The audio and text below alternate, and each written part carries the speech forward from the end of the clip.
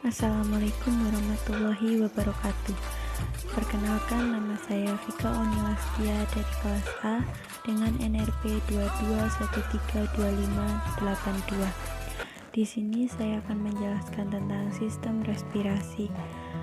Sistem respirasi sendiri memiliki definisi. Definisi dari sistem respirasi adalah sistem yang membawa oksigen melalui jalan nafas, kemudian ke alveoli, yang kemudian akan mengalami difusi ke darah untuk ditransportasikan. Adapun fungsi pernafasan yaitu mengambil oksigen yang kemudian dibawa oleh darah ke seluruh tubuh melalui sel-selnya untuk mengadakan metabolisme, mengeluarkan karbon dioksida yang terjadi sebagai sisa dari metabolisme, kemudian dibawa oleh darah ke paru-paru untuk dibuang. Yang ketiga, melembabkan udara. Struktur yang membentuk sistem respirasi sendiri meliputi yang pertama struktur utama yang meliputi satu, rongga hidung atau kalfunasi, yang kedua paring, yang ketiga laring. Struktur pelengkapnya sendiri meliputi yang pertama dinding dada, yang kedua kosta, yang ketiga otot pernafasan, yang keempat diafragma, yang kelima pleura. Anatomi sistem pernafasan terbagi menjadi dua, yaitu sistem pernafasan atas dan sistem pernafasan bawah. Di dalam sistem pernafasan atas terdapat rongga hidung, paring, dan laring. Di dalam sistem pernafasan bawah terdapat trakea, bronkus, bronkitis, paru-paru, dan alveolus. Untuk penjelasan saya kali ini lebih berfokus pada struktur pelengkap, yaitu dinding dada, kosta, otot pernafasan, diafragma, dan pleura. Yang pertama saya akan menjelaskan tentang dinding dada. Dinding dada atau dinding toraks adalah daerah pada tubuh manusia yang berada di antara leher dan perut atau bisa disebut dengan abdomen. Fungsi dari dinding dada sendiri adalah untuk melindungi organ-organ yang berada di dalamnya. Untuk letaknya bisa dilihat di PPT saya. Selanjutnya, yang kedua, kosta.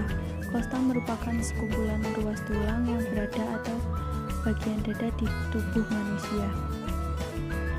Fungsi kosta sendiri, fungsi utama kosta atau tulang iga yaitu sebagai pelindung organ vital. Yang ketiga, otot pernafasan. Otot pernafasan dibedakan menjadi dua, yaitu otot untuk inspirasi dan otot untuk ekspirasi. Otot inspirasi berfungsi untuk memperbesar rongga toraks dan meningkatkan volumenya, sedangkan otot ekspirasi menurunkan volume rongga toraks. Fungsi otot pernafasan yaitu membantu kompetensi abdomen atau mikis defekasi partus.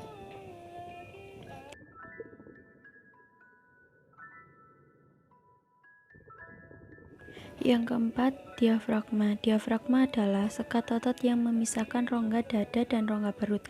Pada diafragma terdapat syaraf veneikus yang berfungsi menggerakkan diafragma secara teratur. Fungsi diafragma adalah berguna dalam proses pernafasan, yakni mengatur masuk dan keluarnya udara dari dalam dan keluar tubuh lewat kontraksi dan relaksasinya. Fungsi diafragma. Fungsi non-pernafasan membantu mengeluarkan muntah, urin fases, serta kegiatan yang membutuhkan aktivitas tekanan pada perut, yang sudah mencegah mengalirnya asam dari lambung ke esofagus serta kerongkongan. Yang ketiga, kontraksi diafragma mengakibatkan cegukan. Yang kelima, pleura. Pleura merupakan membran yang memisahkan paru-paru dengan dinding dada bagian dalam.